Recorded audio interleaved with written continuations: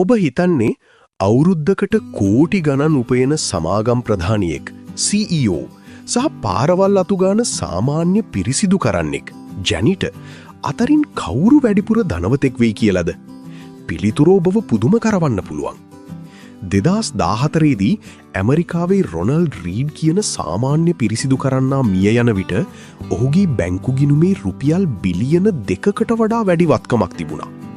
ඒත් ඒ කාලෙම හාවර්ඩ් විශ්වවිද්‍යාලයෙන් උපාධිය ගත්ත ලෝකේ ප්‍රධානම බැංකුවක විධායක නිලධාරියෙක් වුණ රිචඩ් ෆුස්කෝන් සම්පූර්ණයෙන්ම බංකොලොත් වෙලා හිරී ගියා. ඇයි මෙහෙම වුණේ? ධනවත් වීම කියන්නේ ඔබේ බුද්ධිය හෝ උපාධි මත තීරණය වන දෙයක් නෙවෙයි. ඒක තනිකරම ඔබේ හැසිරීම, behavior මත තීරණය වන දෙයක්. අද අපි කතා කරන්නේ ලෝක ප්‍රකට ලේඛක Morgan හවුසල්ගේ The Psychology of Money පොත ඇසුරින් ඕනෑම සාමාන්‍ය මිනිසෙක්ට ධනවතෙක් වෙන්න පුළුවන් රහස් 7ක් ගැනයි.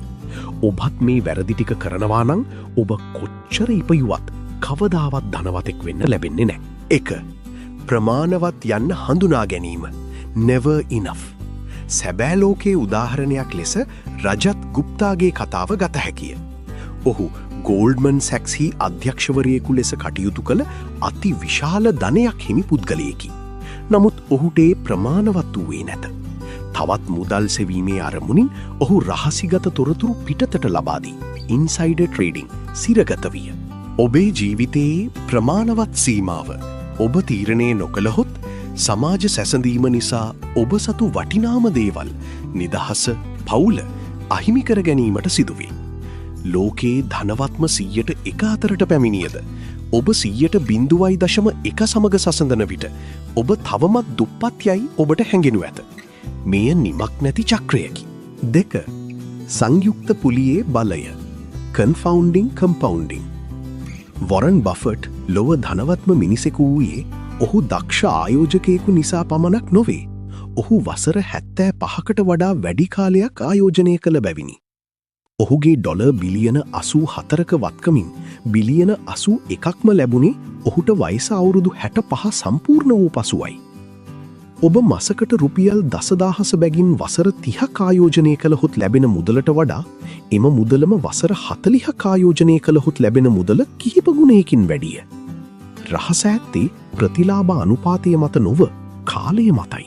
3. නිදහස යනු සැබෑ ධනයයි. ෆ්‍රීඩම්. මෝගන් හවුසල් පවසන පරිදි මුදල් මගින් මිලදී ගත හැකි වටිනාම දේ වන්නේ කාලයයි.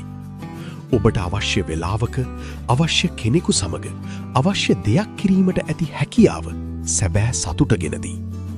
ඉහළ වැටුපක් ලබන නමුත් තමාගේ කාලය පාලනය කළ නොහැකි රැකියාවක නිරත වන්නෙකුට වඩා අඩු වැටුපක් ලැබුවද තමාගේ දවස තමාට අවශ්‍ය පරිදි ගත කළ හැකි පුද්ගලයා මූල්‍යමය වශයෙන් වඩාත් සාර්ථකය. 4. මෝඩකම සහ තර්කය. Reasonable versus rational.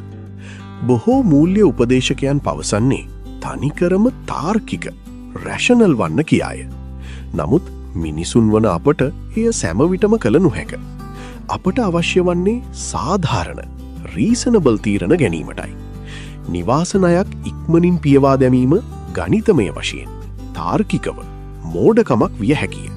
ණයපොලියට වඩා ආයෝජන ලාභය වැඩි නම්. නමුත් ණයක් නැතිව නින්ද යාම මානසිකව සාධාරණව ඉතා වටි. ඔබේ මූල්‍ය සැලසුම ඔබට රාත්‍රියට හොඳින් නින්ද යන එකක් විය යුතුය. 5. ආරක්ෂිත පරාසය. Room for error. අනාගතය අනාවැකි කියන්න නොහැක.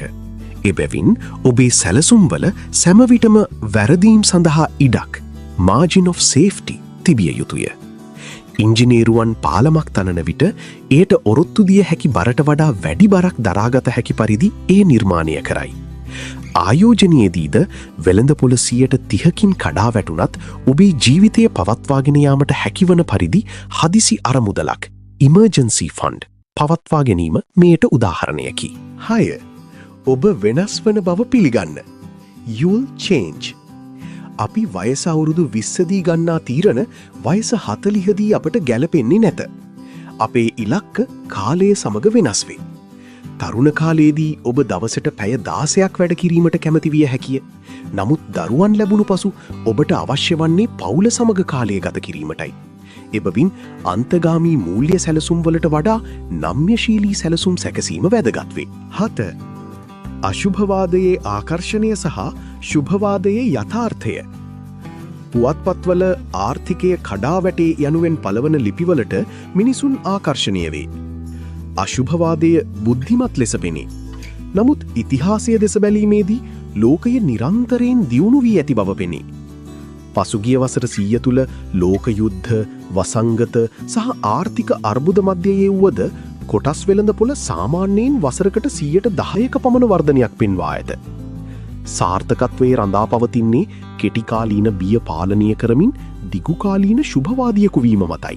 ධනවත්වීම සහ ධනවත්ව සිටීම යනු ක්‍රියා දෙකකි. ධනවත්වීමට නම් අවදානම් ගත යුතුය.